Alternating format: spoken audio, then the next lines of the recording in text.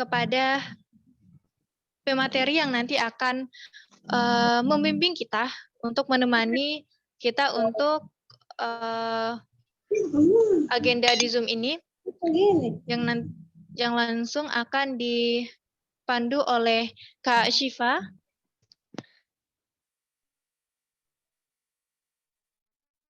Iya, mungkin Kak Syifa sudah ada. Ya, bismillahirrahmanirrahim. Assalamualaikum warahmatullahi wabarakatuh. Ya, waalaikumsalam warahmatullahi wabarakatuh. Yang bisa dengar ya suaranya saya ya, bisa kedengaran toh? Bisa, Kak. Masya Allah. Kak Syifa, gimana kabarnya Kak Syifa? Alhamdulillah. Alhamdulillah. Masya Allah. Ini ada berapa ya? Ada 7 ya. Ya. Ya, Kak.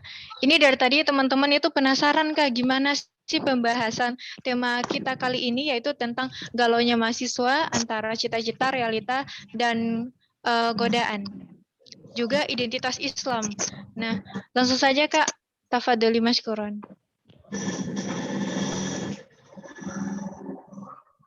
Ya, minta tolong ya ditampilkan PPT-nya.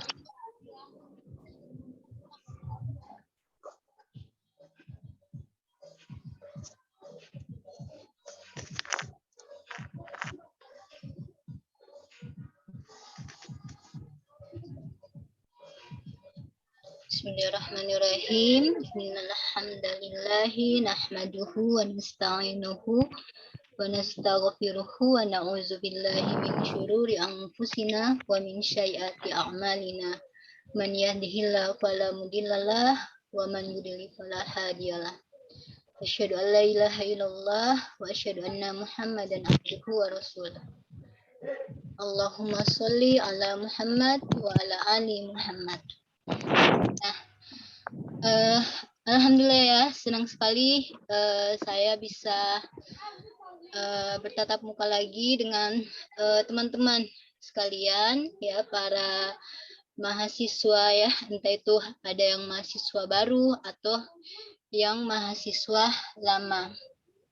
Nah, tema yang akan kita bahas hari ini terkait dengan galaunya mahasiswa antara cita-cita, realita, godaan, dan identitas Islam. Kita tahu ya, hari ini kita sudah memasuki ya, di mana tahun ajaran baru, sistem pembelajarannya baru. Saya ucapkan ahlan wa sahlan kepada yang maba, yang peserta baru, ya, yang mahasiswa baru, dan kemudian untuk yang mahasiswa lama ya, tetap semangat ya dalam menjalani aktivitas kuliah. Nah, oke, di sini kita akan membahas terkait topik yang sudah dilihat ya. Ada beberapa poin yang penting untuk kita bahas ya. Sebagai mahasiswa kan tidak semua ya kita itu bisa mengenyam yang namanya perkuliahan ya. Kita tahu ya bahwa di Indonesia ya banyak sekali, sekitar 200-an atau 200-an lebih ya orang yang putus kuliah, entah itu dari berapa faktor. Ada yang faktor ekonomi ya, ada faktor sosial, dan berbagai macam faktor. Nah, jadi di sini ada 5 poin yang akan kita bahas ya terkait dengan galaunya mahasiswa ya. Next ya, jadi yang pertama itu kita harus menentukan arah ya. Ya, next ya, minta tolong di next ya. Pertama yaitu di sini ya, ada 5 poin yang membuat mahasiswa itu terasa galau ya untuk menentukan antara pertama cita-citanya, realita, godaan, dan identitasnya itu sendiri. Nah, jadi ini adalah 5 poin kegalauan yang akan kita bahas agar supaya mahasiswa ini tidak galau lagi dalam bisa menempati dirinya itu sebagai mahasiswa yang seperti apa sih yang harus saya itu tempati untuk ke-4 poin ini. Bagaimana saya bisa menjadi bidiril muslimah ya, mahasiswa. Nah, oke. Mari kita bahas satu persatu. Nah, selanjutnya kita akan bertanya dulu ya. atau kita flashback lah, kita flashback sebelumnya itu ya, sebelum ini yang mahasiswa baru mungkin ya pertanyaan ini masih terasa baru ya kan, ketika misalnya kita ya yang menjadi mahasiswa itu, kalau kita dengar istilah kata mahasiswa itu apa sih yang ada di benak kita ya. Nah jadi apa yang terlintas ketika kita mendengar istilah mahasiswa itu sendiri. Nah untuk yang mahasiswa nih ya, bagaimana? Saya minta tanggapannya dari Jahia ya. Jahia kalau mendengar kata mahasiswa itu ya, di slide sebelumnya ya, ada slide sebelumnya. Nah, mendengar kata mahasiswa itu apa yang terlintas di pemikirannya Jahia tentang mahasiswa? Apa? Ya, boleh dijawab, boleh bantu saya jawab. Kalau mendengar kata mahasiswa.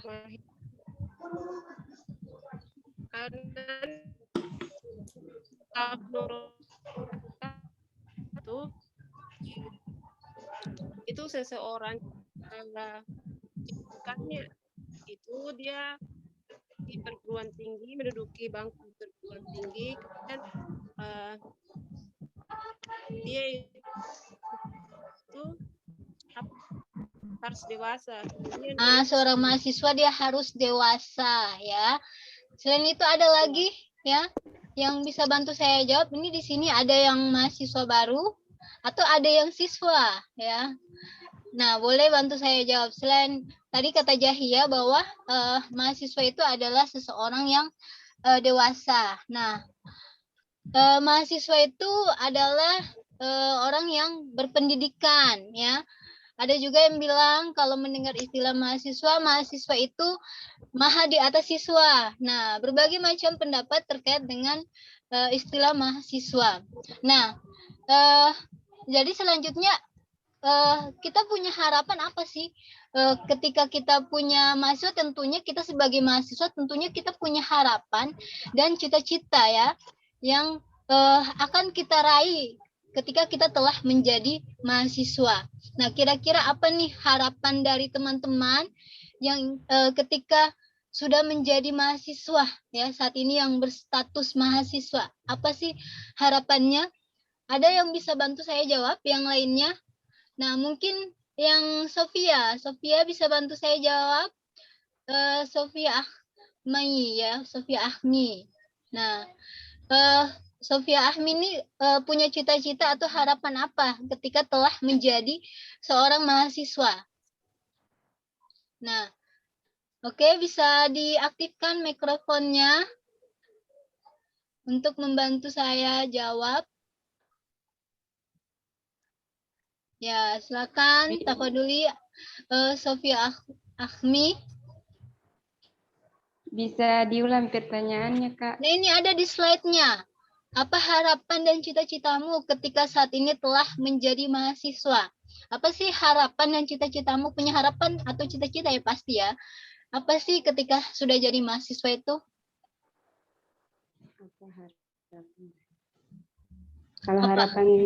Kalau harapan saya sih ingin berguna untuk keluarga, ingin membanggakan kedua orang tua saya. Terus untuk ya, terus nah, Sofia ingin menjadi kebanggaan entah itu di masyarakat ataupun di keluarga. Ada yang lain mungkin Vita. Ya, Vita bisa bantu itu Sofia ya, itu Sofia punya harapan dan cita-cita. Kalau Vita bagaimana? Vita punya harapan dan cita-cita ketika telah menjadi mahasiswa. Saat ini kan mahasiswa ya. Apa harapan dan cita-citanya? Bismillahirrahmanirrahim. Assalamualaikum warahmatullahi wabarakatuh. Ustazah. Jika maksudnya berbicara tentang cita-cita, pasti semua mahasiswa punya cita-cita dan harapan, dan cita-cita saya ketika awal keluar dari kampung itu cuman satu, yaitu kayak pengen jadi guru. Tapi setelah setelah kuliah ternyata kayak banyak harapan yang timbul di benak saya, kayak misalkan bukan saja jadi guru tapi ya harapannya semoga bisa membantu banyak masyarakat, membantu intinya manusia lah. Terus ingin membuat ketika kembali ke kampung itu membawa hal-hal yang berbau negatif positif di kampung yang bisa untuk kayak membangkitkan semangat masyarakat di kampung begitu, kayak misalkan dalam sisi hal-hal keagamaan begitu. Bukan saja cuma jadi guru kan kalau saya cita-citanya kan jadi guru biologi, tapi harapan saya setelah lulus dari biologi mungkin bisa lebih dari menjadi seorang guru biologi. Terima kasih. Ya, sama-sama. Masya Allah ya, itu adalah harapan dan cita-cita kita. Jadi tentunya pasti semua yang telah menjadi mahasiswa yang berstatus mahasiswa baru atau mahasiswa lama ya, punya harapan dan cita-citanya yang ingin diraih. Nah, jadi perlu kita ketahui ya bahwa yang tadi saya bilang di awal-awal bahwa tidak semua orang merasakan nikmatnya berkuliah ya. Karena bagaimana ya? Karena kita lihat ya bahwa ketika misalnya kita sudah lulus ya, apalagi di perguruan tinggi yang kita inginkan ya, rasa bahagianya itu jadi mahasiswa baru itu luar biasa. Jadi patut kita syukuri karena kita sudah menjadi mahasiswa, telah diberikan kesempatan untuk menjadi mahasiswa. Nah, jadi secara umum ya, ketika seseorang ingin menjadi mahasiswa, ada keinginan-keinginan umum yang ada di mahasiswa itu sendiri ya. Dan ini tidak bisa ditolak, keinginan ini semuanya ada. Nah, apa saja keinginan umum itu ya? Jadi keinginan mahasiswa ya kan, keinginan menjadi mahasiswa tentunya ingin dapat nilai IPK tertinggi. Ya pasti ya, siapa yang tidak mau dapat nilai IPK tertinggi? Atau ada yang mau di rata-rata aja nilai IPK-nya? Ya pastinya semua ingin dapat nilai IPK yang tertinggi. Nah, itu semua yang diinginkan oleh mahasiswa. Kemudian sukses kuliah ya. Kayak gitu. Nah, jadi hal ini kan kayak kita itu kayak mahasiswa itu dari pagi. Jadi kuliahnya itu pokoknya menuntut ilmunya itu full day. Dari pagi ada kuliah, siangnya lagi ada kuliah, bahkan sorenya lagi ada kuliah, bahkan kalau yang praktikum ya harus praktikum malam kayak gitu. Jadi dia untuk mendapatkan nilai IPK tertinggi, dia melakukan keinginan itu, untuk mewujudkan keinginan itu dia melakukan aktivitas itu kayak gitu. Dia ingin sukses kuliah, berprestasi kayak gitu, dan profesional ya, dia aktif dalam berkontribusi dan dia ingin masuk surga. Nah, jadi ketahuilah bahwa ketika kita ingin menjadi the real muslimah mahasiswa, menjadi mahasiswa sejati ya kan, menjadi muslimah mahasiswa sejati, itu tentunya tidak sekedar ya hanya untuk keinginan mendapatkan nilai IPK tertinggi ya, atau untuk sukses kuliah atau berprestasi di dunia semata kayak gitu. Nah, akan tetapi ya, sejatinya mahasiswa itu dia itu adalah agent of change. Dia harus tahu bahwa dia itu punya suara sangat dibutuhkan di tengah-tengah masyarakat. Jadi setiap ada problem umat yang terjadi, dia harus bisa peka dengan kondisi yang terjadi hari ini kayak gitu. Nah, jadi dia tidak hanya untuk meraih yang namanya ilmu dunia saja kayak gitu. Nah, sejatinya untuk menjadi muslimah mahasiswa sejati, jadi dia bukan hanya mentuntaskan atau mentotalitaskan ilmu akhirat atau ilmu dunia saja, kayak misalnya yang tadi saya bilang dari pagi sampai malam dia bisa lakukan apapun hanya untuk mendapatkan nilai IPK tertinggi. Nah, tapi untuk menjadi seorang mahasiswa dan ada kata muslimah sejati, maka dia harus tahu bahwa dia harus bisa berkontribusi ya kan di tengah-tengah masyarakat. Ilmunya itu bisa bermanfaat untuk tengah-tengah masyarakat. Dia harus bisa mau masuk surga, maka dia harus bisa imbangi dengan ilmu akhirat. Seperti itu sejatinya untuk menjadi muslimah mahasiswa sejati. Nah, tapi apa yang kita alami hari ini ya kan, hari ini mahasiswa itu kadang-kadang ya kalau kita lihat ya ada yang identiknya dengan kupu-kupu ya, kuliah pulang kayak gitu. Ada juga kan hari ini kan kayak kita ini kan kayak kuliah daring ya. Kita kuliah daring itu namanya sudah dirubah, bukan kupu-kupu lagi, kutil. Kutil itu kuliah tidur. Jadi dosennya lagi menerangkan, dia tidur kayak gitu. Nah, itu yang terjadi. Nah, atau misalnya dia lagi dosennya lagi menerangkan, dia berselancar di sosial media kayak gitu. Nah, jadi kalau kita ingin menjadi mahasiswa yang sejati, maka kita fokus dalam ilmu dunia dan juga ilmu akhirat kayak gitu. Itu sejatinya muslimah atau mahasiswa muslimah sejati kayak gitu. Nah, kita lihat realita yang terjadi dalam perjalanan masa-masa kuliah yang kita hadapkan ya, atau yang kita lihat di hadapan kita kayak gitu. Nah, ini yang menjadi tantangan kita, yang harus kita lewati tantangan ini agar kita bisa menjadi bidiril muslimah mahasiswa yang sejati itu. Maka tantangan yang dari internal kita sendiri itu harus kita lewati atau kita hilangkan. Pertama, motivasinya yang berkurang kayak gitu.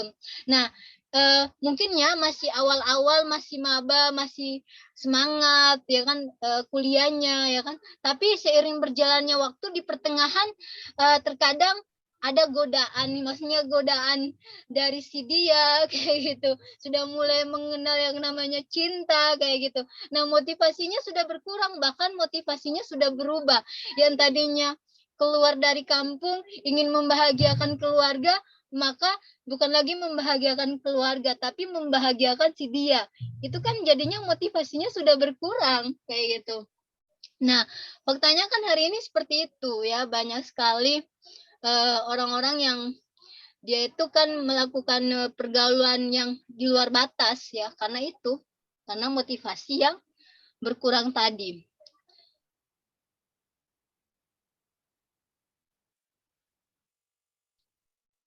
Nah, kemudian mager. Ya, siapa nih yang malas gerak, malas belajar? Ya. Nah, ini kayak penyakit ya, penyakit yang memang ada pada diri manusia ya. Artinya manusia itu kan dia diberikan yang namanya potensi. Ya kan? Naluri, yaitu naluri dia juga diberikan hajatul udwiyah, yaitu adalah kebutuhan jasmani. Jadinya dorongan itu ada untuk melakukan aktivitas seperti itu. Jadi kalau dia hanya mengikuti aktivitas jinsianya saja, nalurinya saja, atau misalnya dia hanya mengikuti aktivitas yang tadi saja, yang naluri dia hanya mengikuti dia punya jinsia saja ya, maka dia akan susah untuk menjadi orang yang aktif ya, dia akan susah untuk menjadi orang yang benar-benar rajin belajar, karena dia hanya mengikuti hawa nafsunya, dia hanya mengikuti keinginan pribadinya saja kayak gitu. Nah, jadi ada istilah mager, jadi malas gerak, ya malas belajar. Nah, itu adalah tantangan internal dalam diri kita. Atau ada istilah surep akut, suka rebahan akut kayak gitu. Nah, rebahan ya boleh saja kayak gitu. Tapi kalau sudah rebahan akut dari pagi sampai ketemu pagi lagi, fokusnya nonton drakor kayak gitu. Nah, atau fokusnya untuk main sosial media, hanya itu saja yang dilakukan. Nah, itu kan bisa bahaya. Nah, padahal kita punya visi misi sebagai mahasiswa, sebagai muslimah mahasiswa itu, maka jangan sampai tantangan internal yang suka rebahan akut ini sampai menjadi kebiasaan kita. Nah, kemudian juga bosenan ya. Kalau kita sudah di kampus, kuliah apa hari ini? Ya, kuliah di dosen ini. Dosen ini kayak jelasinnya bikin ngantuk kayak gitu. Jadinya kita kayak rasa bosan kayak gitu, kayak malas untuk datang kuliah atau sengaja untuk tidak datang kuliah ya. Karena ada sifat bosenan yang ada dalam diri kita ketika kita sudah menjalani perjalanan panjang kuliah tadi, kayak gitu. Kemudian ada lagi tantangan internal, itu mudah menunda ya. Nah, mudah menunda ini adalah kebiasaan yang tidak boleh kita lakukan atau kita tiru. Karena ketika kita menunda, maka akan tertunda juga kuliah kita, kayak gitu. Nah, bahkan kita akan dibilang mahasiswa apa ya istilahnya tuh, mahasiswa yang sudah lama gitu, mahasiswa yang yang sudah tidak maksudnya tidak jadi mahasiswa lagi, kayak gitu, kayak sudah basi mahasiswanya, kayak gitu kan. Nah jadi itu karena kebiasaan yang tadi selama perjalanan masa kuliahnya dia suka menunda. Sudah waktunya disuruh kasih masuk judul, ya kasih masuk judul, diupayakan untuk dimasukkan judul. Tidak ada alasan apapun ya, karena itu kalau mudah menunda itu kan itu adalah godaan-godaan setan yang bisa membuat kita semakin hari sudah melupakan judul-judul yang ingin kita masukkan. Bahkan kita anggap itu nanti aja deh, kayak gitu. Masih semester 5 kok, ngapain kasih masuk judul, kayak gitu. Nah, padahal itu adalah kebiasaan mudah menunda yang terjadi pada mahasiswa, dan itu merupakan tantangan yang sering terjadi. Selain itu, inginnya serba instan. Nah, yang inginnya serba instan, maka dia akan menjadi mahasiswa instan. Nah, mahasiswa instan itu apa? Ya, jadi dia kuliah, ya, dia punya tugas, hanya sekedar dia minta tolong orang buat, atau dia bayar orang untuk buat. Bahkan dia itu menjadi mahasiswa yang dimana mahasiswa yang ijazahnya ijazah instan, artinya dia itu membayar orang untuk membuat ijazahnya. Jadi itu tantangan internal. Kalau kita ingin hasil yang baik, maka prosesnya juga harus baik, kayak gitu. Jangan kita serba instan, apa-apanya mau copy paste dari teman, apa-apanya mau instan, ya. Jadi itu akan bahaya nanti ke depannya ketika kita sudah menjadi orang penggerak di tengah-tengah masyarakat. Kita akan susah untuk menjadi mahasiswa yang sejati, kayak gitu.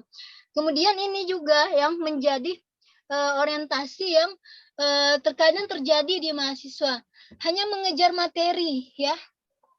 Nah, mengejar materi ini artinya dia tidak mikirin, maksudnya dia kayak menganggap udahlah, maksudnya saya jadi mahasiswa itu untuk bisa menghasilkan uang, ya. Hari ini kan kita itu kayak dijadikan kayak pabrik, ya kan. Pendidikan kita itu kayak para ilmuwan, para intelektualnya itu kayak pabrik untuk kayak nanti dia akan fokusnya itu kayak untuk mengejar materi itu saja yang dia kejar, kayak gitu. Jadi kan itu orientasi yang salah ketika kita itu maksudnya ketika kita itu menjadi mahasiswa. Nah, jadi itu internal, maksudnya itu tantangan internal yang harus kita rubah lagi orientasi kita dalam berkuliah. Karena ketika orientasi kita hanya mengejar materi, ya, bukan sesuatu yang hakiki, maka kita punya orientasi itu sifatnya itu labil, ya. Dia hanya sementara, kayak gitu. Hanya ya kalau kita sudah dapat materi ya sudah cukup, ya. Padahal ada hal yang lebih penting yang harus kita pikirkan selain orientasi materi tadi, kayak gitu. Nah, jadi kalau kita hanya mengejar materi, maka otomatis nanti kita kayak menganggap belajar itu bukan sesuatu yang wajib, ya. Kita menganggap itu merupakan hal yang biasa, apalagi kita menganggap belajar Islam juga itu merupakan hal yang biasa, padahal ada dua identitas yang melekat dalam diri kita, yaitu kita sebagai muslimah dan juga kita sebagai mahasiswa. Nah, yang terakhir yaitu adalah tadi, ya, jebakan, ya. Jebakan individualis, yaitu apatis, tak peduli orang lain. Nah, jadi yang saya bilang tadi bahwa mahasiswa itu dia itu adalah pemuda yang dimana masa mudanya itu adalah masa-masa emas, masa yang penuh tantangan, ya kan. Tapi masa emas itu dia harus manfaatkan dengan sebaik mungkin, kayak gitu. Masa dimana dia tidak akan pernah mendapatkan masa-masa ini lagi ketika dia sudah tidak kuliah atau dia sudah menjadi bukan lagi berstatus mahasiswa. Nanti dia akan mengenang masa-masa itu, kayak gitu. Nah, jadi jangan kita itu tadi yang saya bilang, kita itu di kampus itu hanya mikirin kayak kuliah kantin, kuliah pulang, ya kan, hanya kita pikir itu diri kita sendiri kayak gitu. Padahal mahasiswa itu sejatinya dia itu adalah agent of change. Dia harus punya melakukan perubahan. Dia harus bisa buat yaitu opini umum di tengah-tengah masyarakat, ya kan, opini yang baik di tengah-tengah masyarakat kayak gitu. Dia harus bisa menjadi problem solving yang bisa memecahkan segala persoalan yang telah terjadi di negara kita hari ini. Nah, jadi dia tidak hanya individualis ya. Jadi dia hanya mikirin hari ini saya makan apa, hari ini saya pakai baju apa. Nah, itu ada tantangan internal kalau kita sebagai mahasiswa hanya mikirin diri kita sendiri ya. Padahal banyak hal yang perlu kita itu lakukan sebagai mahasiswa. Jadi ini realita ya, realita yang kita lihat ya pada masa-masa perkuliahan. Ya, ini adalah tantangan internal yang kita harus hilangkan dan tantangan ini harus kita musnahkan dalam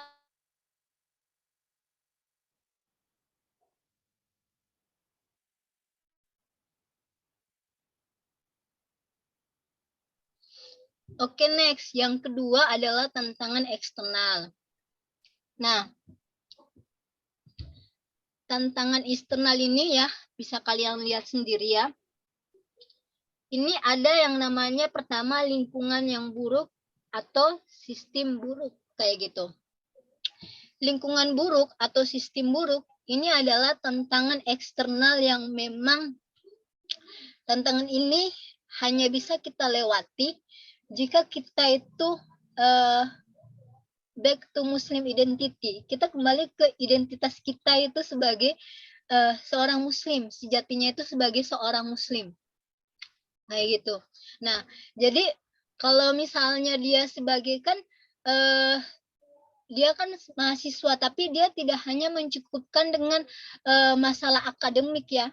Jadi kita mahasiswa itu jangan hanya kita mikirin kayak ilmu akademik ya.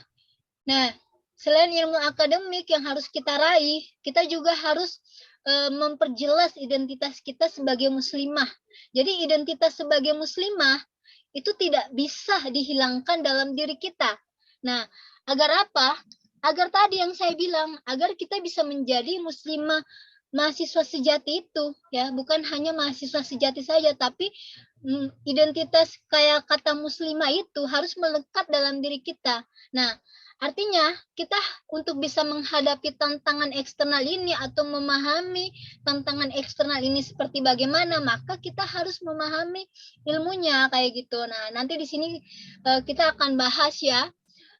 Kalau ingin membahas secara mendetail itu bagaimana, maka perlu untuk kita menuntut ilmu atau mengkaji Islam kayak gitu. Kalau kita tidak mengkaji Islam, ya maka akan kita sulit untuk melihat sistem yang buruk itu seperti apa, lingkungan yang buruk itu seperti apa, kayak gitu. Nah, saya pernah ingat ya waktu saya itu masih masa-masa orientasi ya, lama sekali tuh.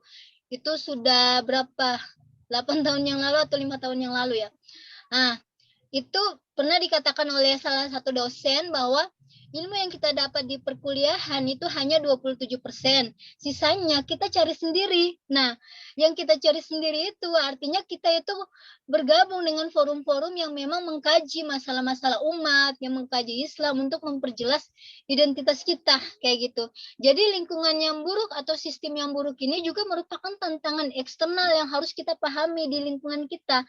Artinya kita sebagai mahasiswa harus pandai membaca situasi yang terjadi hari ini. Ya, hari ini kita pahami bahwa aturan yang diterapkan hari ini adalah bukan aturan yang bersumber dari Al-Quran dan As-Sunnah. Artinya sistem pendidikan yang kita jalankan hari ini kebanyakan mengadopsi sistem atau pemikiran-pemikiran yang berasal dari luar kayak gitu. Nah, jadinya lingkungan yang buruk ini atau sistem yang buruk ini kan menjadi tantangan kita. Kita menjadi sesuatu yang harus memang kita hadapi, sesuatu yang harus kita pahami dan kita selesaikan kayak gitu. Nah, jadi yang mempengaruhi kita seperti ini karena itu aturan tadi yang membuat kita itu sulit untuk bisa memahami ya kan bahwa kita harus seperti apa sebagai mahasiswa sekaligus muslimah kayak gitu. Maka ini lingkungan yang buruk atau sistem yang buruk ini yang membuat kita seperti ini, salah satunya itu. Nah, yang kedua itu adalah salah pilih teman ya. Nah, teman ini sangat penting ya. Nah, kenapa saya bilang teman ini sangat penting ya? Kalau mendengar ya dalil yang sangat populer ya di sekitar kita itu, dalil yang sangat populer itu ya, kalau kamu bergaul dengan minyak wangi kamu akan terciprat wanginya ya. Begitu pula kalau kamu bergaul dengan pandai besi pun seperti itu. Jadi itu dalil yang sudah umum, sudah biasa orang dengar. Jadi jangan sampai lingkungan pergaulan atau kita salah pilih teman tadi ya, yang tadi kita masih polos-polosnya masuk di kampus, terus kita diajak oleh lingkungan atau teman yang memang tidak mengarahkan kita ke jalan yang benar, malah jalan yang salah, maka akan kacaulah semuanya kayak gitu. Jadi hati-hati dalam memilih teman ya. Sebaik-baiknya teman adalah teman yang menasihati kamu dalam kebaikan, dalam ketaatan. Nah, maka hati-hati ketika kita menjadi mahasiswa, apalagi kita belum punya kekuatan atau benteng yang kuat. Kalau kita salah dalam memilih teman, maka kita akan salah jalan ya. Kita akan mudah terpengaruh, karena teman itu akan mudah mempengaruhi kita kalau kita tidak punya benteng, kalau kita tidak punya pegangan kayak gitu. Nah, kemudian ini ya, yang ketiga itu adalah maraknya pemikiran liberal dan bebas ya. Jadi ini ya, memang kita sekarang itu sedang ya, intelektual para mahasiswa itu ya sedang dibuat kacau ya. Artinya bahwa kita itu lagi perang pemikiran nih ya. Jadi pemikiran yang disuguhkan itu adalah pemikiran-pemikiran yang bebas, yang liberal. Ya, di ibarat katanya itu kita itu kayak menjadi mahasiswa yang, jangan sampai kita menjadi mahasiswa yang liberal atau bebas ya, yang kita mengiyakan segala hal ya demi sesuatu yang memang tidak boleh ya, padahal kita punya batasan ya. Kalau dalam Islam itu kita punya batasan mana yang halal, mana yang haram kayak gitu. Jadi pemikiran liberal ini akan mempengaruhi gaya hidup kita ya, akan mempengaruhi ya cara bersikap kita ya, akan mempengaruhi kita itu nanti seperti apa. Nah, jadi maraknya pemikiran liberal yang kita lihat hari ini ya, yang kita diserang hari ini yang membuat kita itu kayak menjadi tantangan yang sangat terbesar bagi kita kayak gitu. Maka untuk kita bisa mencegah maraknya pemikiran liberal ini, maka kita harus lebih banyak-banyak memahami Islam lagi ya, agar pemikiran-pemikiran liberal dalam pemikiran kita itu bisa hilang ya kan, bisa tergantikan. Bahkan kita tidak mudah terpengaruh dengan pemikiran liberal atau bebas yang saat ini merajalela kayak gitu. Nah, di barat katanya kalau kita misalnya terpengaruh ya, kita bisa-bisa bukan kayak kita yang sekarang ya. Misalnya kita bisa jadi kita tidak berhijab ya. Bisa jadi saat ini kita bukan di forum ini ya. Insya Allah ya, orang-orang ini adalah orang-orang yang terbaik yang ada di forum ini. Bisa jadi hari ini kita tidak menyibukkan diri kita dengan belajar Islam ya. Bisa jadi kita lebih sibuk ya untuk pergi shopping, lebih sibuk untuk hura-hura ya. Itu karena apa? Karena pemikiran-pemikiran liberal atau bebas yang sudah ada ya dalam diri kita. Atau bisa jadi hari ini kita lebih sibuk untuk memadu mesra dengan lawan jenis kayak gitu. Nah, jadi ini pemikiran-pemikiran liberal atau bebas yang sudah merajalela yang membuat kita itu kayak susah untuk mencapai cita-cita dan harapan kita tadi. Nah, kemudian kita juga punya tantangan suguhan tontonan unfaedah ya. Nah, ini dia ya. Hari ini kita harus pintar-pintar dalam menonton ya, memilih tontonan, karena kalau kita salah memilih tontonan itu bisa menjadi tuntunan kita ya. Jadi makanya kita harus bisa untuk kayak misalnya kita kan harus bisa kayak tanya, atau misalnya kayak gabung dalam sebuah jamaah, tanya nih teman-teman yang sudah gabung ya, kira-kira tontonan apa sih yang baik untuk saya kayak gitu. Karena kalau kita kan apa yang kita lihat ya, itu kita rekam ya. Apalagi kalau yang kita lihat itu kita ulangi ya kan sampai 32 kali, itu bisa menjadi habits dalam diri kita. Nah, ini kan kayak maraknya TikTok kayak gitu ya. Nah, maraknya film-film yang hanya untuk mengasah naluri naluri jinsia kita, itu kan bahaya kayak gitu. Artinya kita nanti kayak punya fokus untuk menggapai harapan dan cita-cita kita itu akan terlupakan kayak gitu, karena kita lebih asik untuk menonton tantangan-tantangan yang unfaedah tadi kayak gitu. Jadi tantangan itu pun yang harus kita lewati. Nah, kemudian aktivitas yang unfaedah.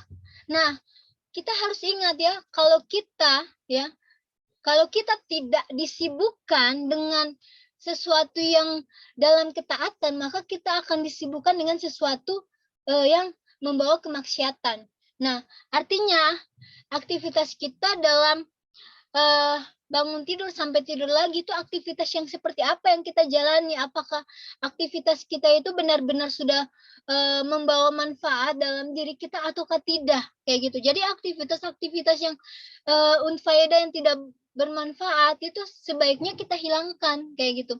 Kalau misalnya kita tidak menyibukkan diri kita dengan ketaatan tadi, maka tadi kita akan dihiasi dengan tantangan atau aktivitas-aktivitas yang unfaedah yang akhirnya itu merupakan tantangan eksternal terbesar kita yang benar-benar harus kita hadapi kayak gitu. Jadi 5 poin ini ya yang harus kita pahami ya. 5 poin ini yang harus kita pahami bahwa kita harus bisa melewati yang pertama tadi ya, lingkungan atau sistem yang buruk ya. Kita harus paham bahwa ini adalah tantangan eksternal kita. Kemudian teman juga ya kan, kita harus dalam berhati-hati dalam bergaul, dalam berteman, apalagi dia mau dijadikan sahabat untuk kita. Nah, kemudian juga maraknya pemikiran liberal tadi. Nah, kemudian juga tontonan juga kita harus selektif dalam memilih tontonan. Nah, ini karena merupakan tantangan eksternal yang akan kita hadapi dan ini akan berpengaruh ya kan kepada kemuslimahan kita atau kemahasiswaan kita tadi ya. Nah, padahal kan Allah Subhanahu wa taala ya sudah berfirman ya. Nah, bisa dilanjutkan slide-nya. Nah, di sini ayat ini kan kita harus pahami ya di ayat ini. Nah, next. Nah, Allah Subhanahu wa taala berfirman yang artinya bismillahirrahmanirrahim ya. Wama khalaqatul jinna wal insa illa liya'budun. Jadi Allah itu kayak mau bilang ke kita kayak gitu. Kayak kamu itu kan diciptakan ya, jin-jin diciptakan, manusia diciptakan ya. Itu kayak ngapain saya ciptakan jin dan manusia ya kan? Kalau dia selama hidup di dunia itu tidak beribadah kayak gitu. Nah, jadi kayak Allah mau bilang aku itu kayak ciptakan kamu itu ya di dunia ini ya, itu tujuan kamu itu ya untuk beribadah. Nah, jadi identitas kita sebagai muslimah itu ya itu tadi beribadah itu artinya kita mentaati aturan Allah ya, dari bangun tidur sampai bangun negara ya, dari bangun tidur sampai tidur lagi kayak gitu. Nah, kita harus mengkaji Islam secara kafah. Kalau kuliah saja kita bisa dari pagi tadi kita kuliah, dari siang kita kuliah, sore bahkan malam kita kuliah ya. Kenapa untuk mengkaji Islam kita tidak ini melakukan hal yang sama atau kita tidak serius dalam hal itu, padahal kita ini adalah tidak bisa melepaskan ini nih, tidak bisa melepaskan apapun profesi kita ya. Profesi kita mau kita itu mahasiswa, kita itu dokter, kita itu pejabat atau apapun sekalipun ya, profesi apapun, kita tidak bisa melepaskan identitas kita bahwa kita ini adalah seorang muslim. Kayak misalnya ada Mirna ya. Mirna ini dia punya jurusan farmasi. Farmasi itu kan kayak dia belajar kimia ya, kayak meracik obat kayak gitu. Nah, apakah dia hanya mencukupkan dirinya untuk memahami itu saja selama hidupnya? Ya tidak ya, tapi dia tidak hanya belajar akademik, tapi dia juga harus bisa melengkapi ya kan, atau memperjelas identitasnya dengan mengkaji ilmu Islam secara kafah, yang sebagaimana Allah bilang ya di dalam Quran surat Al-Baqarah ayat 208 tadi. Nah, jadi itu sejatinya muslimah, mahasiswa muslimah itu ya, dia seharusnya menjadikan aturan Islam itu sebagai standar ya dalam dia berbuat kayak gitu. Nah, karena apa? Karena tadi ya Rasulullah SAW itu bersabda, ya Rasul bilang dalam hadis riwayat Ibnu Majah ya, menuntut ilmu itu wajib atas setiap muslim. Nah, jadi ya masa mahasiswa ini kan menjadi peluang bagi kita ya meraih pahala ya, melakukan amal soleh dengan niat benar karena Allah dan cara yang benar sesuai syariat Islam. Nah, tujuan pendidikan itu kan sebenarnya kan untuk ini, untuk memiliki kepribadian Islam, itu tujuannya, itu tujuan pendidikan sebenarnya, ya. Nah, yang dapat bermanfaat ya untuk kemaslahatan umat. Jadi sejatinya ya seperti itu, ya. Saya mengingat ya salah seorang ilmuwan yang hidup pada masa kehilafahan Abbasiyah ya, dia bernama Maryam Al-Astulabi ya, dia itu pintar dalam hal atau piawai dalam hal astronomi, tapi bukan hanya itu, dia punya kepribadian yang baik ya kan, kemudian juga dia itu bisa menjadi solusi bagi tengah-tengah permasalahan umat. Nah, next. Nah, kemudian juga kita melihat ya, ada juga di sini ya bahwa kita wajib menjadikan Rasulullah itu sebagai uswatun atau suri teladan kita ya. Sebagaimana Allah bilang, sungguh telah ada pada diri Rasulullah itu suri teladan yang baik. Nah, ini sebagai landasan bahwa kita harus, yang satu-satunya wajib kita contohi itu adalah Rasulullah dan para sahabat. Next. Nah, selain yang saya bilang tadi, Maryam ada juga di masa kejayaan Islam ya, dalam sistem kehilafahan, terlahir ilmuwan yang ahli agama dan juga ahli ilmu arsitek ya, yaitu adalah kegigihan siapa ini? Ya, Imam Bukhari ya. Dia itu lahir tahun 810 Masehi ya. Usianya baru ya, baru 16 tahun. Bayangkan baru 16 tahun dia pergi ke Bukhara, ke Mekah dan Madinah ya. Dia menjelajahi 100 negeri ya. Hanya untuk apa ya?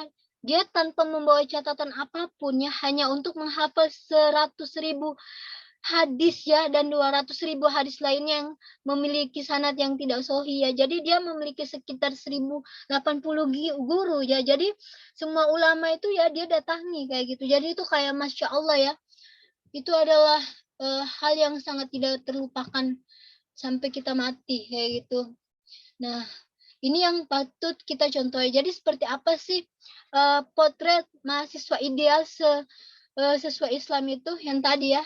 Kalau kita sudah pahami ya, untuk menjadi bidarul muslimah sejati, jadi kita untuk menjadi muslimah ya, mahasiswa muslimah sejati, pertama otomatis bukan orientasi materi, tapi orientasinya hidupnya hanya untuk mencari ridho Allah. Jadi kita menuntut ilmu akhirat, ilmu dunia itu semata-mata untuk Allah kayak gitu. Percaya diri, kedua percaya diri bahwa identitas kita itu adalah seorang muslim ya. Kemudian kita taat kepada Allah ya.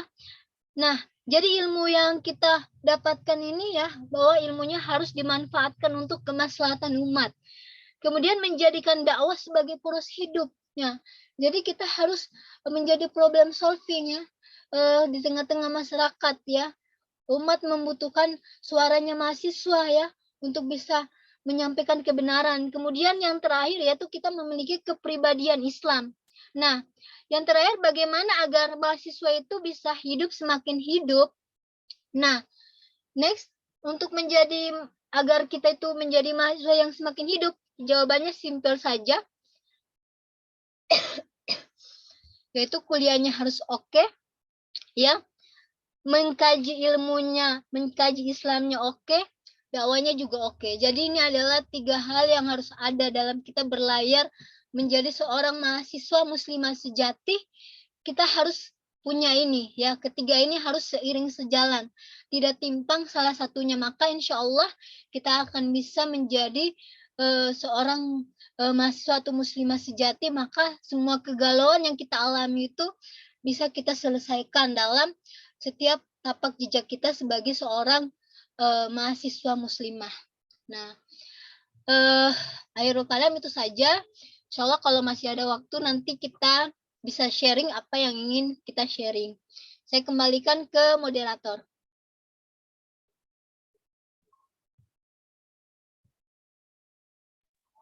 Masya Allah, jazakillah khairan Kak Syifa. Masya Allah, materinya sangat luar biasa. Semoga teman-teman mendapat ilmu yang baru dan mendapat pengalaman baru dari yang tadi Kak Syifa jelaskan kepada kita semua. Nah, teman-teman langsung saja untuk tidak membuang waktu lagi. Saya mau persilahkan teman-teman untuk teman-teman yang ingin bertanya, yang ingin memberikan pertanyaan, mengajukan pertanyaan, atau mau ngobrol singkat yang masih jadi galau-galauan nih teman-teman mahasiswa baru maupun mahasiswa lama, mungkin bisa ditanyakan kepada Kak Syifa, kepada pemateri kita. Ayo, untuk sesi pertama saya persilahkan satu orang penanya. Iya Kak, saya mau bertanya. Iya, siapa?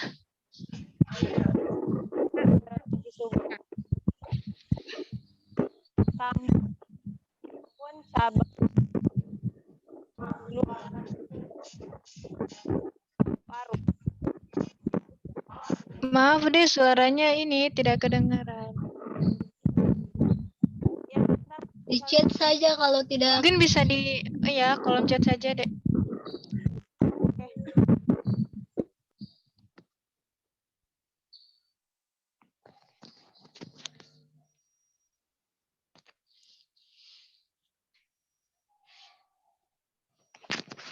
Ada yang lain yang ingin bertanya? Saya.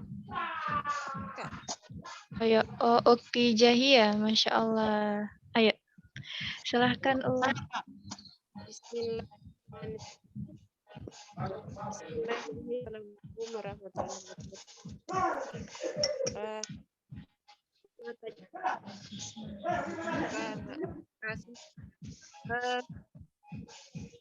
Ini kan duduk temanya galau mahasiswa antara cita-cita, realita, godaan atas Islam. Jadi yang anak ingin yang pertama, mahasiswa ini kan fungsinya mahasiswa itu kan yang di Kak Syifa bilang yang itu kan ada itu betul. Kalau mahasiswa itu kan pelajar yang apa ya, pelajar yang maha kan siswa kan pelajar, terus maha itu kan besar, jadi dia itu mahasiswa itu dari semua pelajar, di atasnya pelajar misalnya dalam pendidikan formal begitu Kak. Jadi kan tapi terus fungsinya mahasiswa itu kan ada yang ada dua atau tiga itu yang sebagai agen change, dia sebagai perubahan dalam masyarakat, kemudian dia itu kan sebagai orang yang bisa memecahkan masalah dalam masyarakat. Tapi ada sebagian mahasiswa yang dia identitasnya sebagai mahasiswa, tapi jika ada masalah dalam masyarakat itu, dia bukan sebagai agent of change, bukan sebagai orang yang memecahkan masalah, dia justru berada di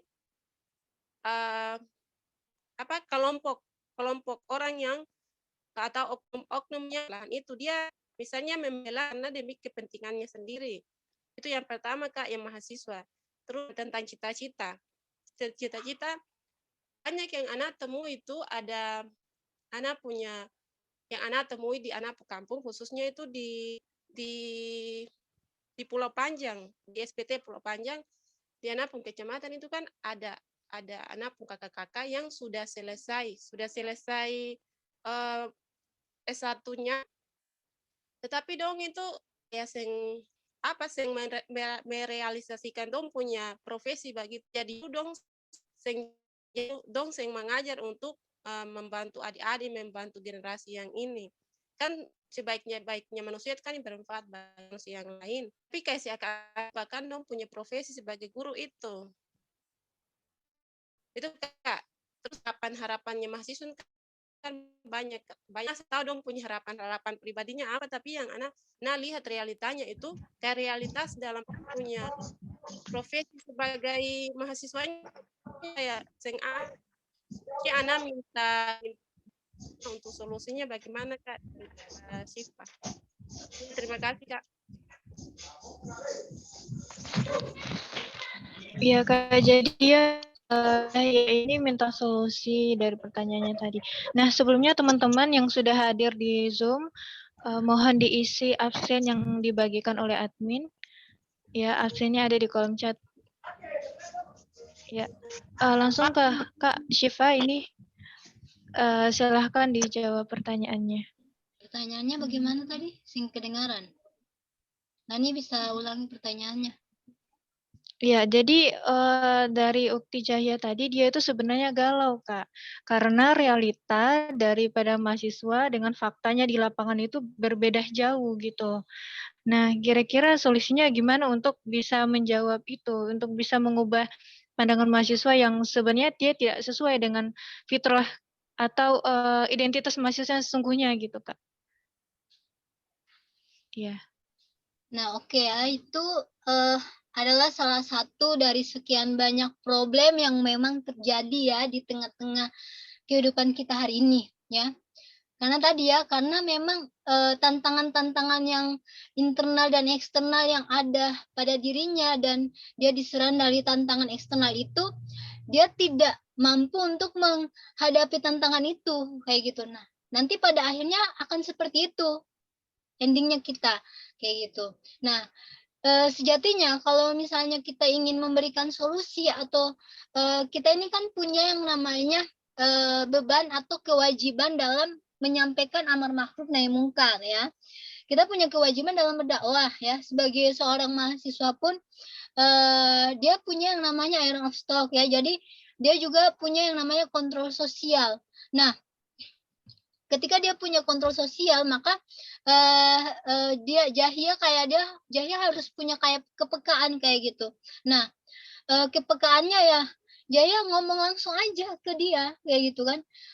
Maksudnya sampaikan walaupun misalnya itu pahit untuk disampaikan ke orang tersebut kayak gitu. Karena itu juga bagian dari amal dakwahnya Jahia ya sebagai seorang mahasiswa yang dimana melihat kondisi atau realita yang tidak sesuai dengan pemikirannya Jahia itu seperti itu. Nah, itu wajib untuk disampaikan. Kan dibilang kan oleh Rasul ketika engkau lihat sesuatu yang salah, maka engkau bisa rubah ya. Merubah dengan tangan itu artinya kekuasaan. Nah, hanya saja bagaimana peran negara hari ini ya. Nah, apakah negara punya solusi? Nah, kalau misalnya hari ini negara acuh tahu, maka kita bisa merubah dengan lisan kita. Artinya kan kita bisa berdakwah ya. Bahkan kita juga kalau kita melihat ada pemimpin yang keliru, kita bisa muhasabai pemimpin. Nah, apalagi itu orang yang kita kenal ya, maka kita harus menasihati dia. Karena tidak ada solusi, hanya itu saja solusi yang bisa kita berikan ke orang itu, yaitu kita mengajak dia atau menarik dia ke jalan yang benar lagi, atau kita harus memahamkan dia ya, sejatinya dia itu sebagai seorang mahasiswa yang memang sudah selesai harus membuat perubahan seperti apa kayak gitu. Nah, dan banyak sekali ya kasus ya, maksudnya itu adalah satu dari sekian banyaknya kasus yang terjadi hari ini di Indonesia ya. Jadi hari ini kan kita mengalami yang namanya krisis identitas ya. Kita ini sangat jauh sekali ya kan moral atau akhlak kita sebagai seorang muslimah tentunya ya kan, sebagai seorang muslim. Nah, maka kalau misalnya kita tidak iringi ya dengan memahami Islam, maka kita hanya menjadi orang yang bisa atau kita punya kepintaran yang luar biasa, tapi kepribadian kita itu tertinggal kayak gitu. Nah, hari ini kan kenapa banyak sekali para orang-orang pintar yang malahan orang pintar itu melakukan korupsi, ya kan, melakukan penipuan kayak gitu. Nah, itu karena apa? Karena krisis identitas yang dia lewati selama masa-masa kuliahnya, dia tidak memahami identitasnya, maka hasilnya akan mengeluarkan atau outputnya itu nanti akan melahirkan generasi-generasi yang seperti itu, yang suka korupsi ya, yang suka menipu kayak gitu. Nah, jadi itu yang harus kita pahami ya, sebagai seorang mahasiswa yang paham. Kita harus menyampaikan ya kepada orang tersebut. Nah, karena tidak ada cara lain untuk merubah, dan kita doakan juga orang tersebut. Ya, kalau misalnya kita sudah sampaikan, ya kita doakan ya, karena itu salah satu hal yang seiring sejalan yang tidak bisa dilepaskan. Nah, jadi seperti itu ya jawaban saya. Kalau misalnya saya melihat kondisi yang tidak sesuai dengan pandangan mata saya dan pemikiran saya, ya saya sampaikan, karena nanti kayak hati kita kayak garu-garu gitu, kayak kita tidak sampaikan, kita tahan-tahan, itu kan kita diibaratkan itu kayak setan yang membisu kayak gitu ya, kita tidak menyampaikan kebenaran ya. Orang hari ini melakukan kesalahan, atau orang itu dia melakukan sesuatu yang salah, jelas-jelas itu bertentangan dengan apa yang Allah dan Rasulnya suruh saja dia bangga. Lah kita menyampaikan kebenaran kok kita takut ya, sampaikan saja dengan penuh semangat dan keberanian. Nah, jadi itu ya untuk Jahia ya. Saya kembalikan ke ini moderator. Masya Kak, Allah. suaranya Iya. sudah Kak. Gimana sudah bisa menerima jawaban tadi dari Kak Syifa? Udah? Masya Allah. Selanjutnya, teman-teman yang ingin bertanya, silahkan. Kak, saya yang tanya, tapi suaranya kurang kedengaran. Kedengarannya begitu jelas ataukah belum?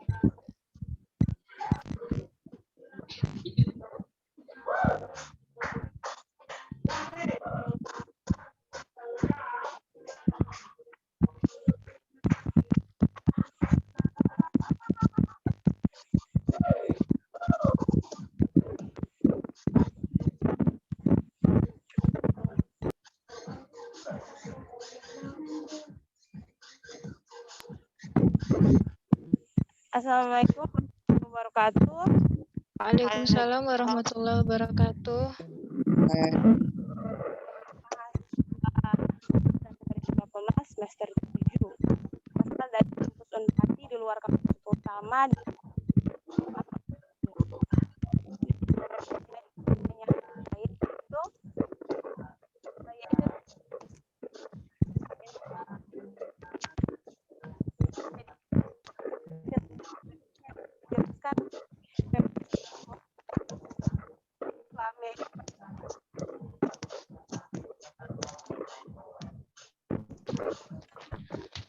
Afanu, mungkin bisa diketik saja di kolom komentar.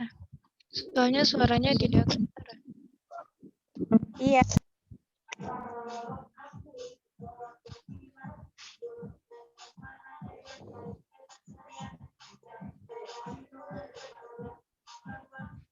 Ya, mungkin ada dari teman-teman lain yang ingin bertanya. Silahkan. Saya, Kak. Sambil nunggu penanya yang tadi. Saya, Kak. Iya. Silakan, Oke, terima kasih atas kesempatannya, Kakak moderator. Apakah suara saya kedengaran, Kak? Iya deh, kedengaran. Oke, bismillahirrahmanirrahim. Terima kasih atas kesempatan yang diberikan Kakak moderator. Di sini saya cuma ingin bertanya, menurut sesuai dengan pengalaman-pengalaman yang saya temui, yang banyak terjadi pada mahasiswa-mahasiswa di sekeliling saya, yaitu sesuai dengan isi materi tadi, bahwa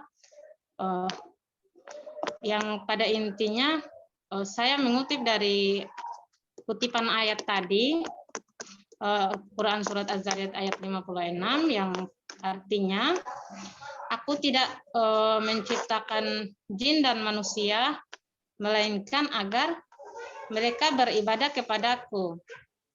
Nah, ketika kita sandingkan dengan beberapa poin tadi, yaitu yang saya angkat daripada poin yang keempat, yaitu ilmunya seorang mahasiswa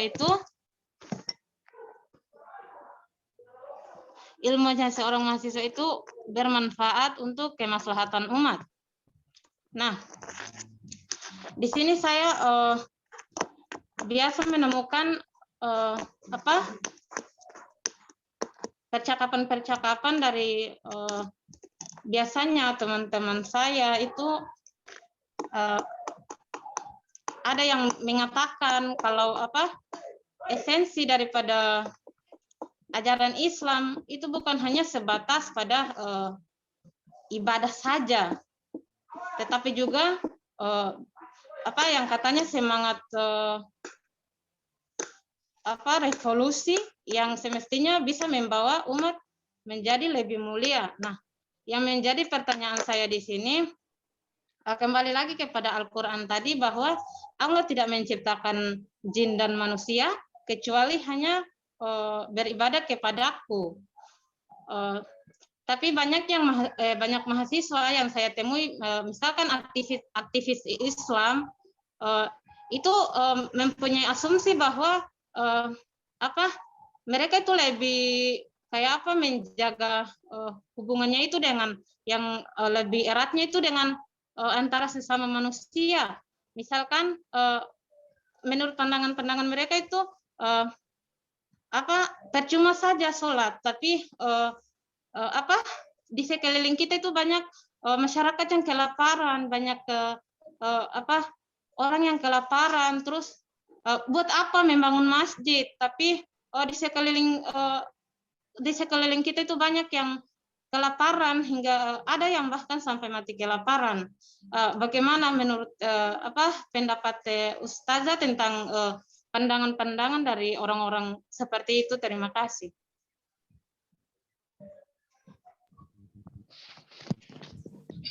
Iya, Masya Allah.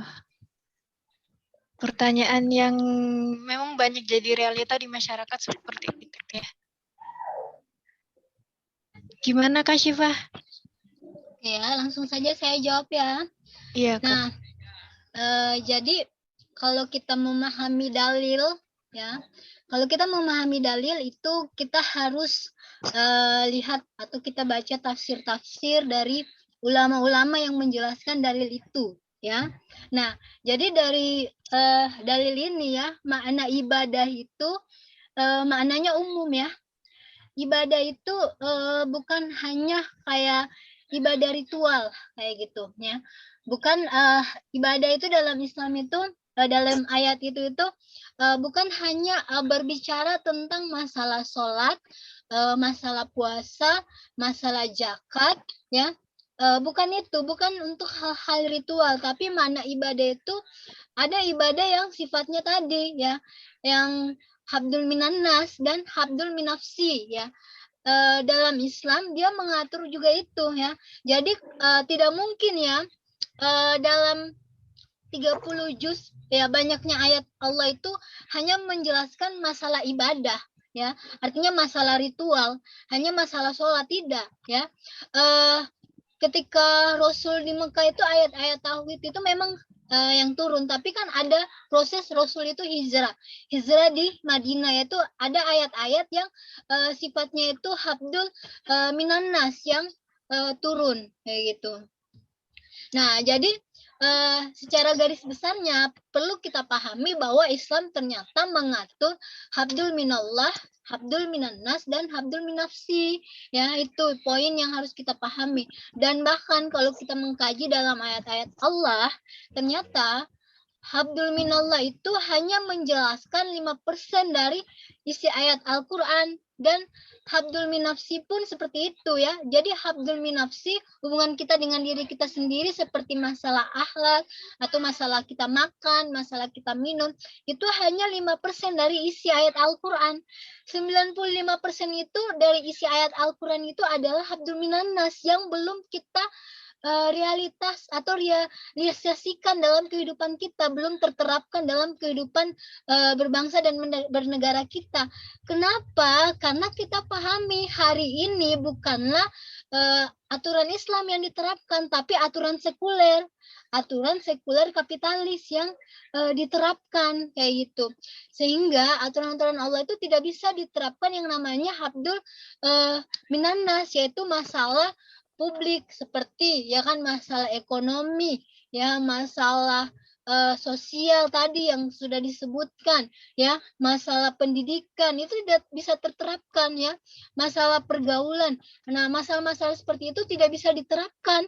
Nah, kenapa tidak bisa diterapkan? Karena hari ini kita masih menganut ideologi atau paham yang tadi, paham kapitalisme sekuler kayak gitu. Nah, paham itu yang membuat masalah habdul minannas yang tadi dalam Islam yang 95% itu tidak terterapkan. Dan itu kita sebagai mahasiswa muslimah wajib untuk kita perjuangkan itu. Nah, untuk memperjuangkan itu ya, kok kita tidak sholat kayak gitu?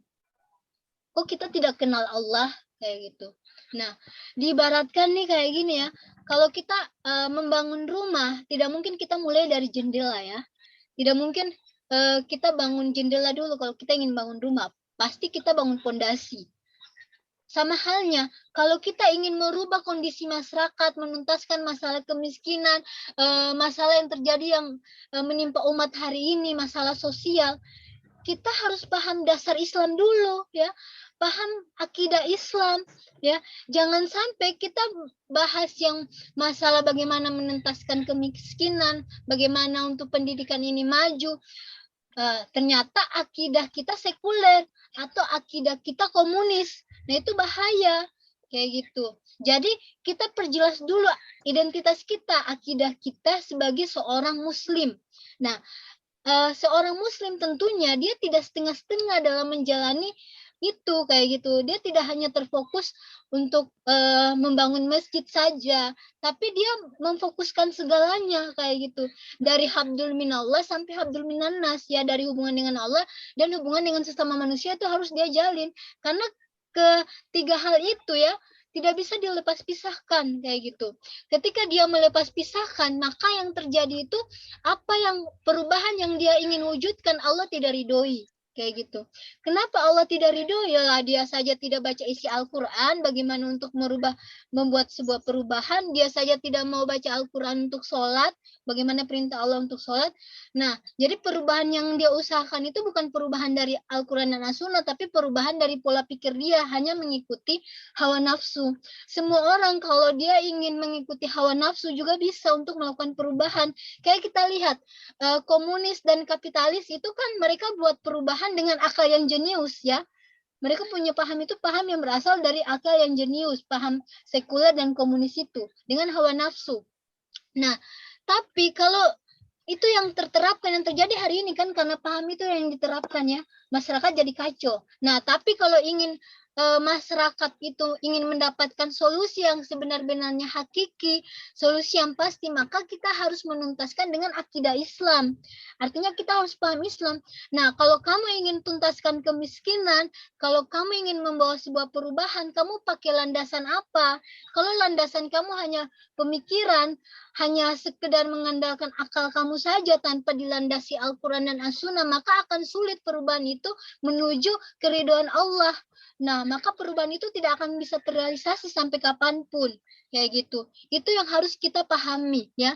Dan ingat ya, bahwa ketika kita gabung di komunitas atau di kumpulan mahasiswa yang mengatakan Islam, kita pertanyakan dulu keislamannya. Kalau misalnya kamu bilang kamu adalah perkumpulan Islam, otomatis kamu harus sholat. Orang yang berislam dia harus tahu ngaji, dia harus sholat.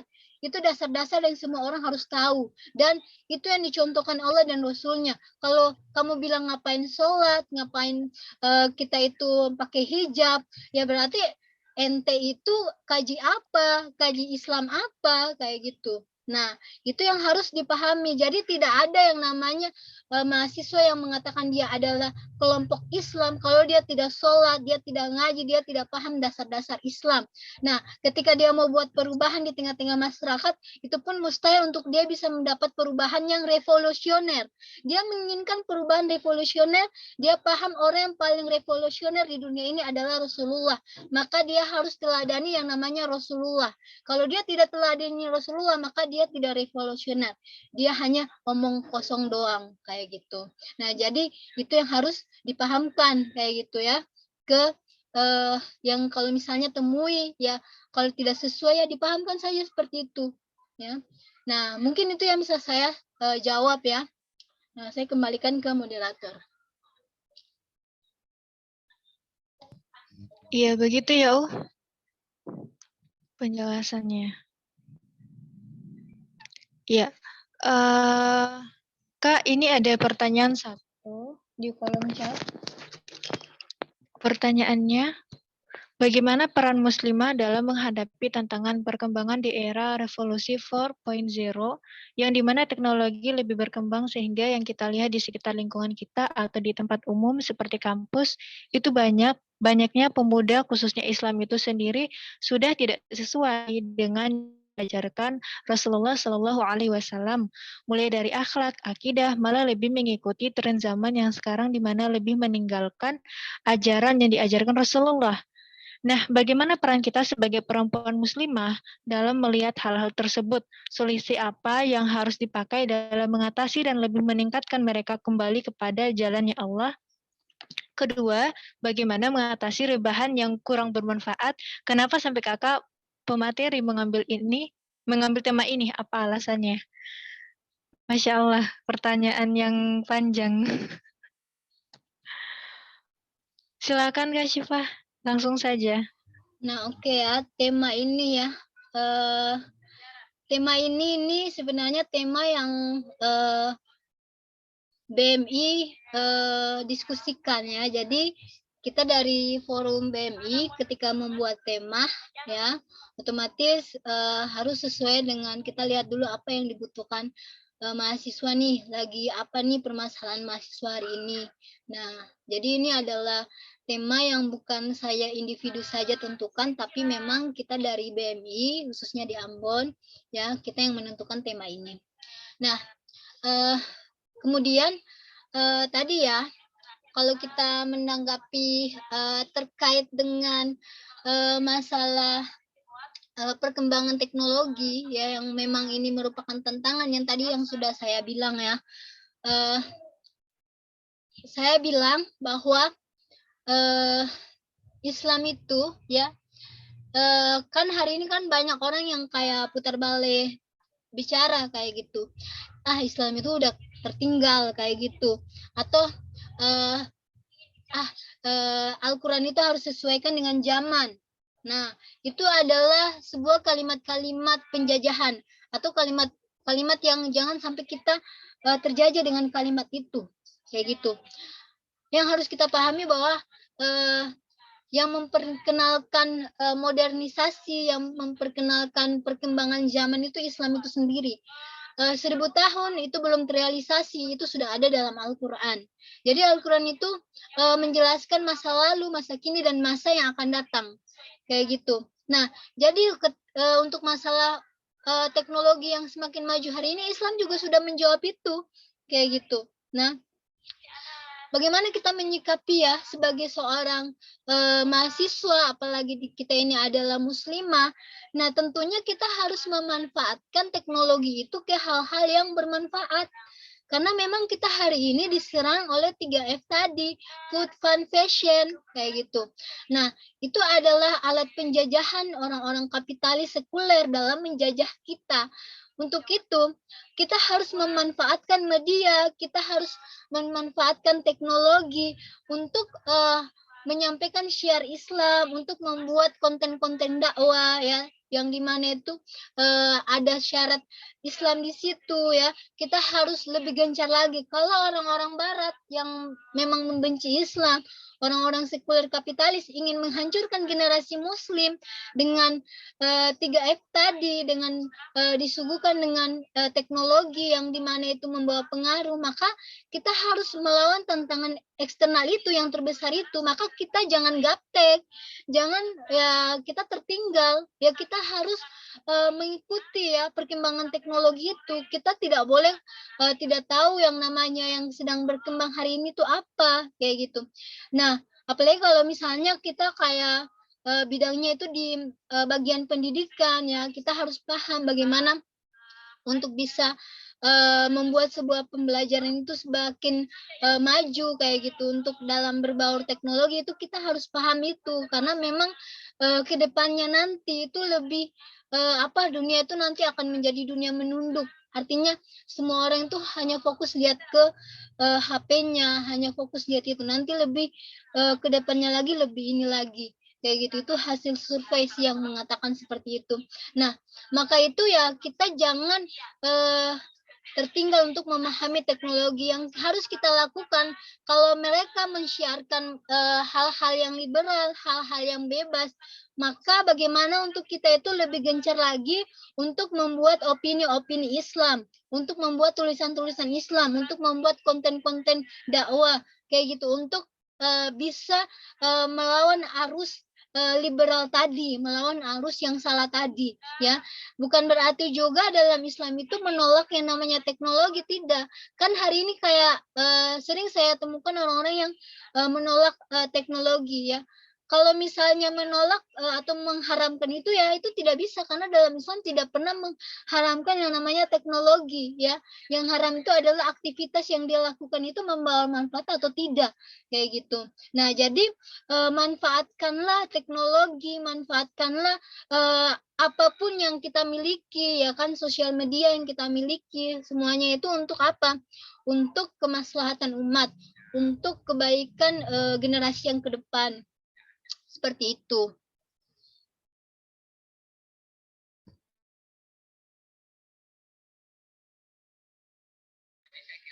Nah, simpelnya seperti itu.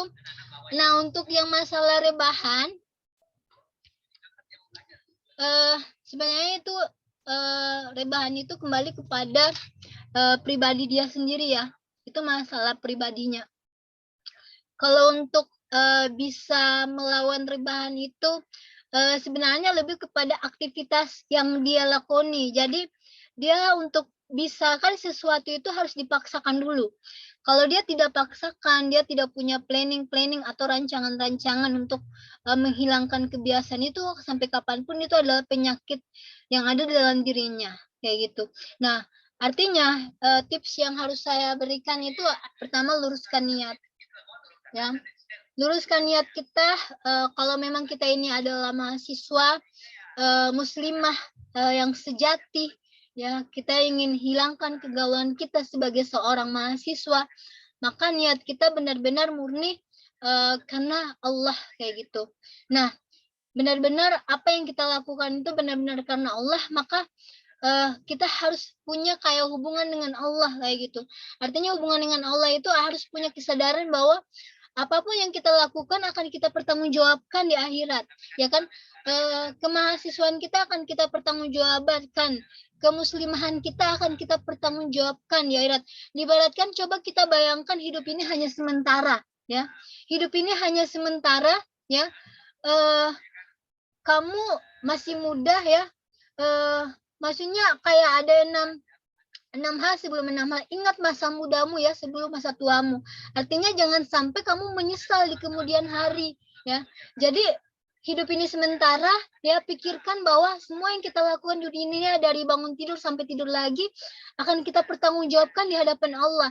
Ilmu ya kan, jadi Allah bilang ya, tidak melangkah kakinya seorang manusia sebelum Allah tanya di dunia ilmunya dia gunakan untuk apa ya, hartanya dihabiskan untuk apa, kayak gitu. Masa mudanya dia pergunakan untuk apa?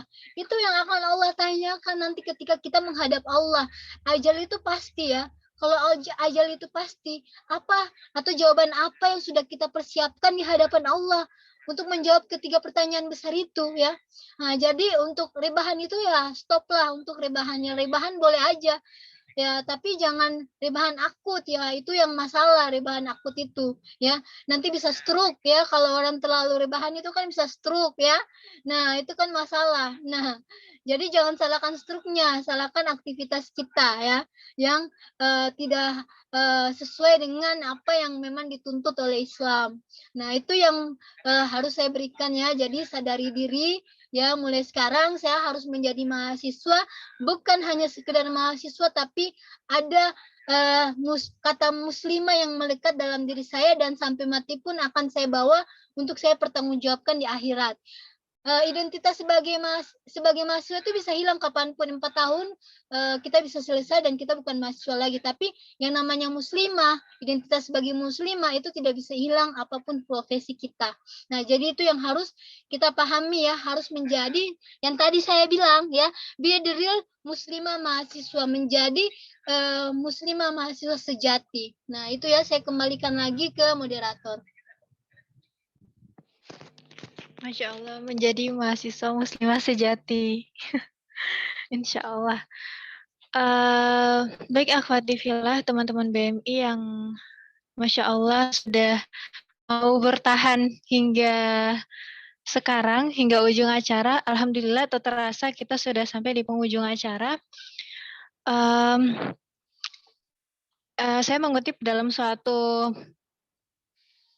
sumber, yaitu mengatakan begini, mahasiswa muslimah di tangan kitalah masa depan bangsa ini ditaruhkan, karena kita akan mengganti orang-orang tua kita, dan kitalah yang akan mengukir tinta emas perjuangan negara, perjuangan bangsa. Maka wujudkanlah perjuangan kalian dengan Islam kafah, dengan mengkaji Islam, dan bertakwalah kepada Allah, serta berdakwahlah kepada keluarga kita, teman-teman kita, dan keluarga kita untuk sama-sama bertakwa kepada Allah dan menyeru kepada aturan Allah. Masya Allah. Nah, teman-teman, sekian materi yang dapat kita sampaikan dari teman-teman BMI. Semoga bermanfaat bagi teman-teman semua, diambil kebaikannya, dan apabila ada kesalahan dalam menyampaikan materi maupun kekurangan-kurangannya adalah dari kami sendiri yang seorang hamba yang masih banyak sekali belajar dan tak luput dari salah. Syukron jazakillah khairan kepada Kak Syifa, pemateri kita pada sore hari ini. Semoga Allah balas dengan ridhonya memasuki surganya Allah Subhanahu wa taala. Amin. Baik teman-teman, kita akhiri forum kita di kajian BMI kali ini dengan membacakan istighfar, alhamdulillah, dan doa kafaratul majelis. Astaghfirullahaladzim, astaghfirullahaladzim, astaghfirullahaladzim. Alhamdulillahirabbil alamin. Astaghfirullahaladzim. Masya Allah, teman-teman, itulah kajian BMI kita pada sore hari ini. Alhamdulillah telah usai sudah, dan nanti insya Allah kajian BMI akan kita buat tiap bulannya. Namun sebelum itu kita juga membuat forum-forum diskusi buletin dakwah kafah yang nanti insya Allah kita akan bertemu dengan teman-teman di luar dari ruang Zoom, dan semoga keberkahan selalu menyertai teman-teman semua. Masya Allah. Barakallahu fikum. Amin ya rabbal alamin. Terima kasih yang sudah bergabung. Semoga Allah balas dengan kebaikan yang banyak. Amin. Saya akhiri forum ini. Wassalamualaikum warahmatullahi wabarakatuh. Waalaikumsalam warahmatullahi wabarakatuh. Selamat dokumentasi, Laika. Terima kasih. Waalaikumsalam warahmatullahi wabarakatuh. Semuanya.